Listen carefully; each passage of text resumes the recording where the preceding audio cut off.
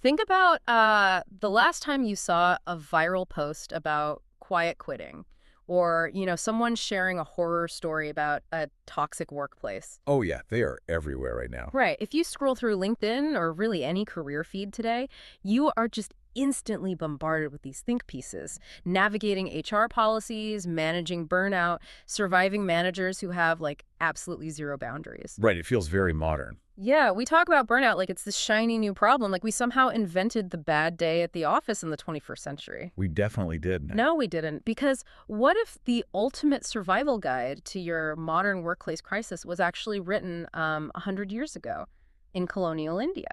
It completely shifts how we view all these modern buzzwords, honestly. It really does. So the source material for our deep dive today takes us back to the era of the British Raj. We are looking at Munshi Premchand's classic Hindi short story, ISTEFA. Which translates to the resignation. Right, The Resignation.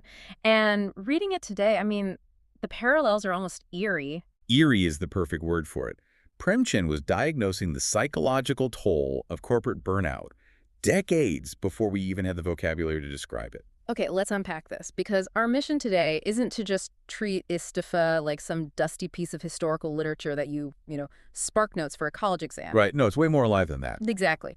We are looking at this as a hyper-relevant, incredibly powerful story about dignity, self-respect, and what it actually takes to break free from a soul-crushing environment. I love that framing. Yeah, I really want to frame this as essentially a 19th century survival guide for a 21st century career crisis. Well, the setting might be rooted in the colonial bureaucracy of India, but the mechanisms of power, the fear, the endurance, they're entirely universal. Yeah. Premchand taps straight into the psychology of submission.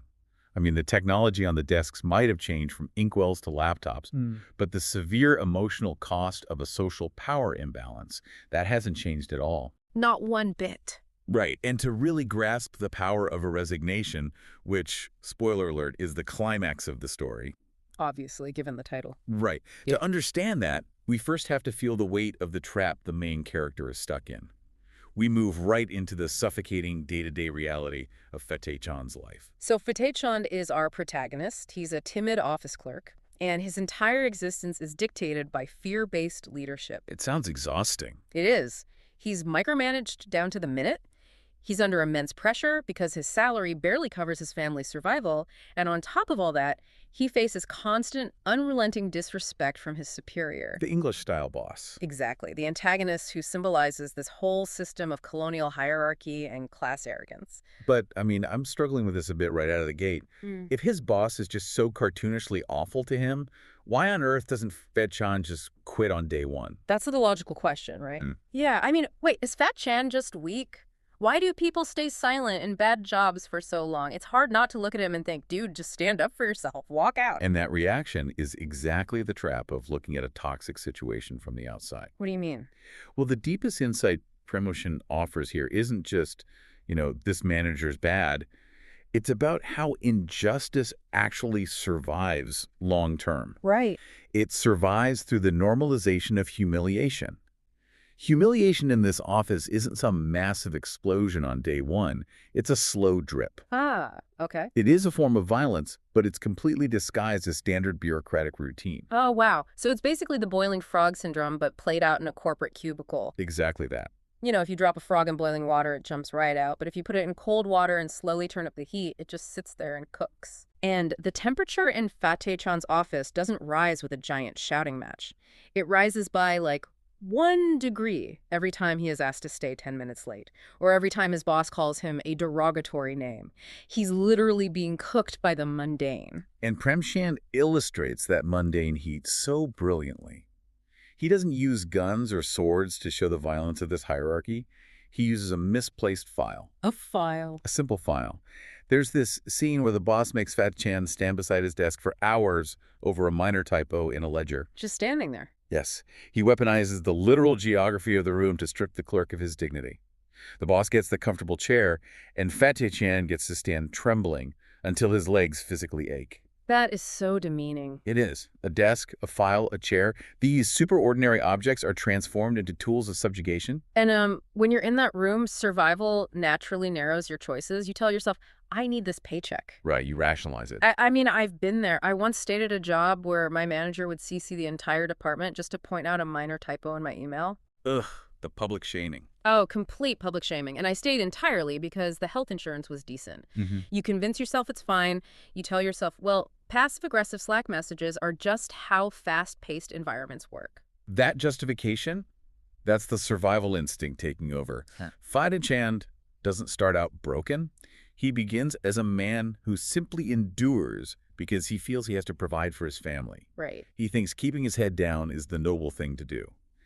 And the real tragedy Premchand highlights is how the routine of survival slowly becomes an emotional prison. But that boiling frog scenario doesn't just leave you with a bad day at the office. There's a physical, like a biological cost to swallowing your pride every single day. Absolutely. Which is what the story perfectly captures next. We transition into this massive accumulation of small wounds. Chand isn't just tired, right? He is experiencing profound emotional burnout. What's fascinating here is the emotional logic of rebellion that Premchand constructs. How so? Well, he does not celebrate rebellion just for the sake of theatricality. Right. This isn't some action movie where the hero flips a desk and walks out to a rock soundtrack. Right, there's no explosion in the background. No. Premchand shows us that rebellion becomes an absolute necessity only when human dignity is completely, dangerously crushed. Yeah. The clerk's silence mirrors exactly how many employees today tolerate disrespect just to keep their jobs. So when exactly does endurance cross the line into self-betrayal? That is the big question. Because the way the story reads, it's like a game of emotional Jenga. Oh, I like that. Yeah, think about it. It is almost never the final block that ruins the power.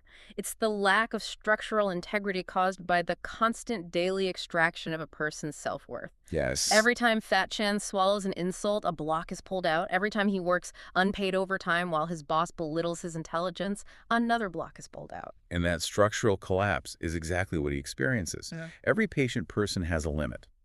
When your daily life is built on fear and humiliation, that structure eventually gives way. But what makes ISTEFA a masterpiece is what happens right before the tower falls.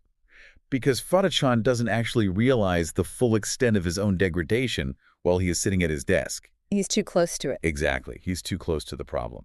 And Chand does something brilliant here. He takes the camera out of the dreary, suffocating office and drops us straight into Chand's living room. Yes. We meet his wife, and suddenly, the whole story flips upside down. This is a crucial, often under-discussed insight into the narrative.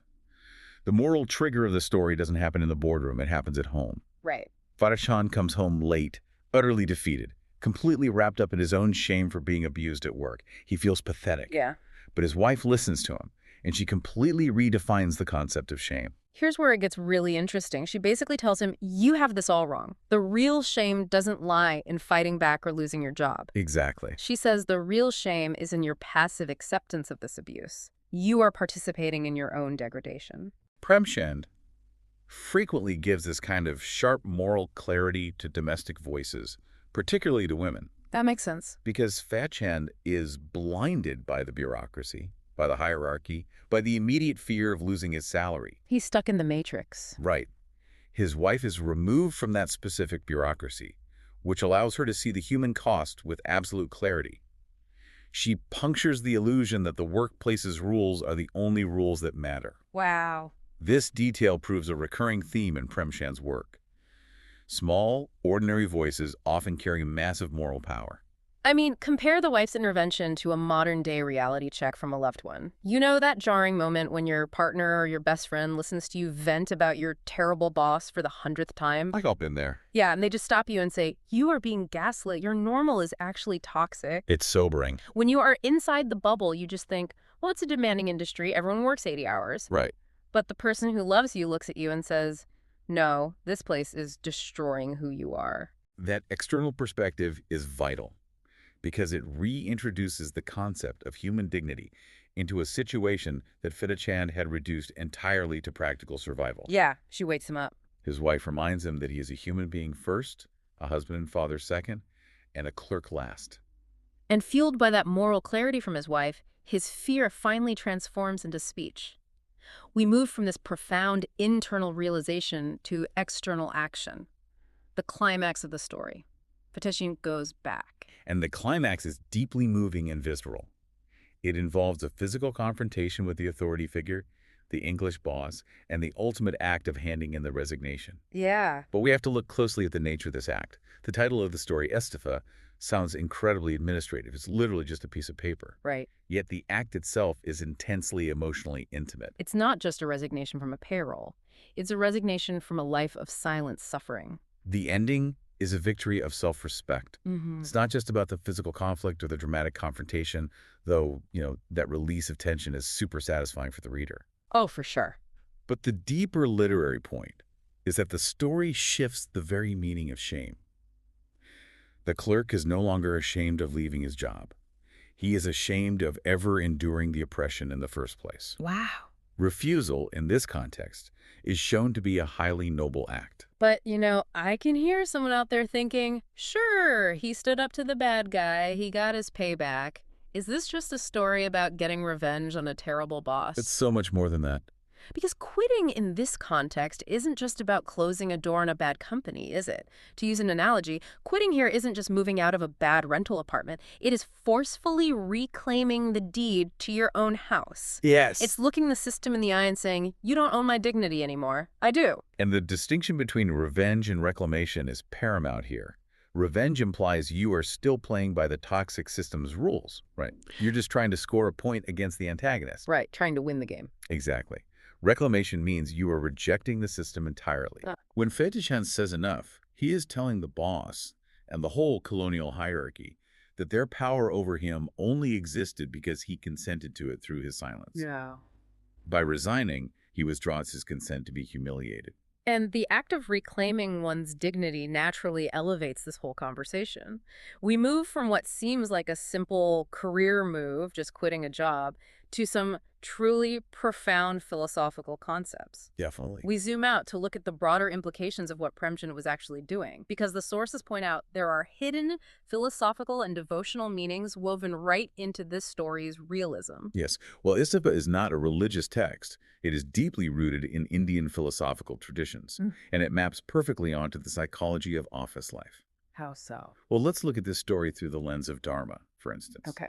Dharma asks us to consider our duty and righteous conduct. So the story poses a critical question. When does obedience to an employer or a system cross the line and become a betrayal of your own soul? Because for years, Fatechan genuinely believes his dharma is to be the good, submissive employee so he can feed his family. He does. He thinks that's his righteous duty.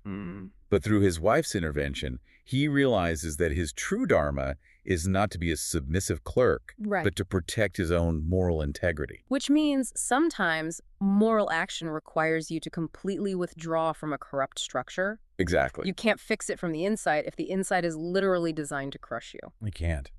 And then the sources also talk about this through the lens of karma. How does karma fit into a toxic workplace? In karmic terms, the story emphasizes the consequences of both action and inaction. Okay. A life that is built on fear, on swallowing humiliation, and on silence inevitably produces an inner collapse. That burnout we talked about. Yes, that collapse is a karmic result of enduring toxic abuse without resistance. Therefore, that decisive act of handing in the resignation serves as a karmic break. The karmic break. It physically and spiritually snaps the chain of oppression. That's powerful. And there's a third concept here too, right? Jnana, which is about knowledge or awakening. Yes, jnana is about discernment, seeing things clearly for exactly what they are, stripped of all illusion. Seeing past the bureaucratic fog. Exactly. Fatechan's awakening is a form of jnana. He suddenly possesses the discernment to recognize that human dignity matters far more than mere survival in a broken, unjust system.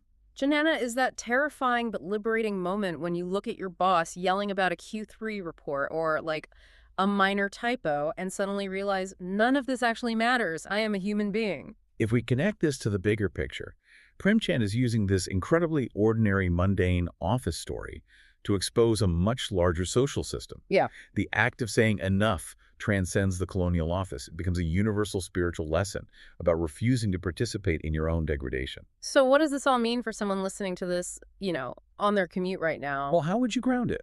If we ground this philosophy, this idea of a karmic break, it feels exactly like finally locating and uninstalling a corrupted background app on your phone. Oh, that is a great way to think about it. You know the app I'm talking about. It Yeah. doesn't show up on your home screen. You don't even realize it's running. But it has been secretly draining your battery to zero every single day. Right.